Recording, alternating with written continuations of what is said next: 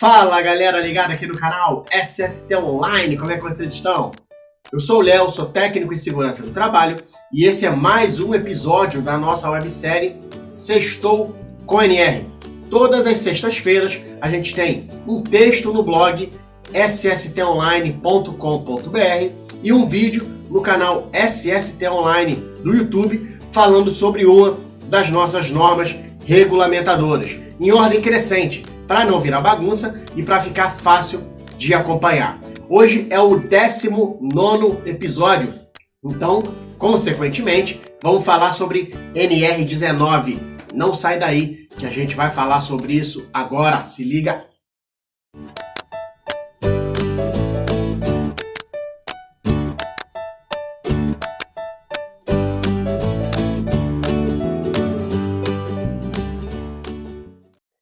NR19 Explosivos, publicada pela Portaria 3214 lá em 1978, é caracterizada pela Portaria 787 como uma norma especial. Desde a sua publicação até hoje, já passou por 3 alterações, 2 pontuais, em 79 e em 2007, e uma ampla revisão no ano de 2011, que reorganizou o corpo da norma e fez alterações no seu anexo 2.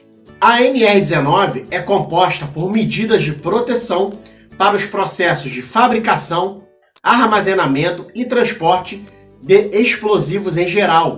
Além disso, ela define medidas de proteção para atividade específica de fogos de artifício. Logo no início, nos primeiros itens, a norma já traz a informação de que as atividades com explosivos precisam obedecer, obviamente, além da NR19, algumas legislações específicas, especialmente o Regulamento para Produtos Controlados do Exército Brasileiro, chamado de R-105. Além disso, a norma também traz uma observação importante sobre o PPRA das empresas que trabalham na fabricação e utilização de explosivos. O documento precisa contemplar a avaliação dos riscos de explosão e incêndio e a implementação das respectivas medidas de controle.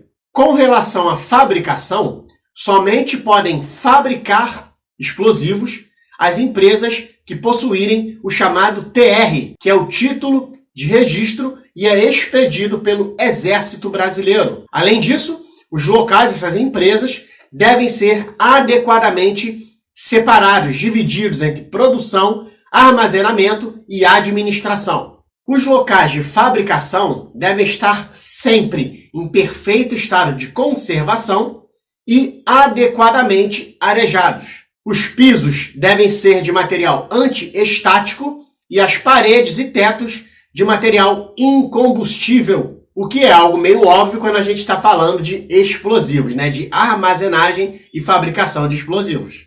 Os sistemas de combate a incêndio devem ser de fácil acesso e com água e pressão suficiente para a finalidade ao qual se destina. Com relação ao manuseio de explosivos, é terminantemente proibido o uso de qualquer ferramenta que possa gerar centelha ou calor por atrito. Também é proibido usar calçados com peças metálicas externas, cravejados, com pregos ou qualquer coisa desse tipo. E, obviamente, também que é proibido fumar nesse tipo de local. Isso é uma outra coisa bem óbvia, mas o óbvio precisa ser dito e essa informação consta lá na NR19.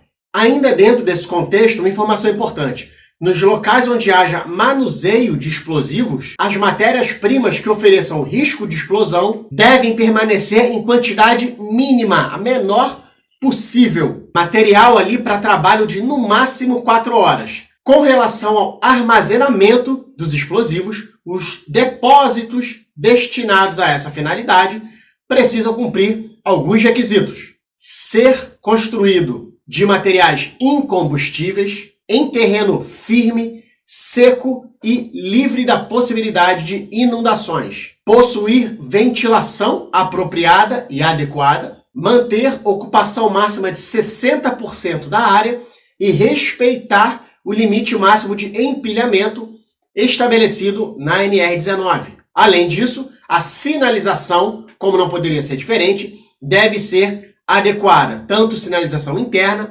quanto a sinalização externa. Sob transporte, o mesmo deve obedecer à legislação referente ao seu tipo. Por exemplo, transporte terrestre de explosivos deve obedecer à legislação preconizada pelo Ministério dos Transportes. Transporte aéreo deve obedecer à legislação da aeronáutica. O transporte marítimo, da marinha e assim sucessivamente. Além disso, no item 19.4.2, a norma ainda traz diversas prescrições referentes ao transporte seguro de explosivos. Dito isso, a gente se encaminha para os anexos da NR19, que neste caso são 2.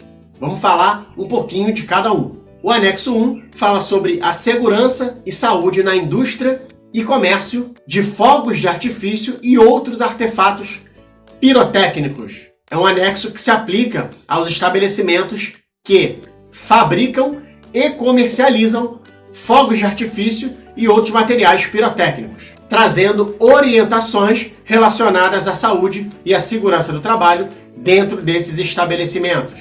Inclusive, uma exigência referente ao PPRA desse tipo de empresa, que deve ser elaborado e implementado para o profissional tecnicamente capacitado em segurança do trabalho, conjuntamente com o responsável técnico da empresa e pelos seus responsáveis legais. Aqui a palavra-chave é conjuntamente, dando a entender que a norma exige a participação de uma equipe na elaboração e na implementação do Programa de Prevenção de Riscos Ambientais. O anexo 1 ainda faz algumas abordagens relacionadas ao responsável técnico e a sua obrigatoriedade, e também fala sobre a CIPA para essas empresas. Obviamente, o cumprimento da NR5 com algumas exigências extras aí trazidas pelo anexo 1 da NR19.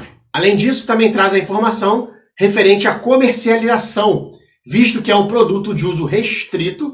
O comércio que lida com esse tipo de material precisa atender não só a NR19, mas outras legislações específicas sobre o tema. O anexo 2 fala sobre a quantidade máxima de explosivos que pode ser armazenado e a distância desse armazenamento para diversos setores, diversos ambientes existentes no anexo. Como a gente pode perceber, a NR19 é bastante específica para profissionais que atuam sob as suas orientações, porque trata-se de um mercado muito específico.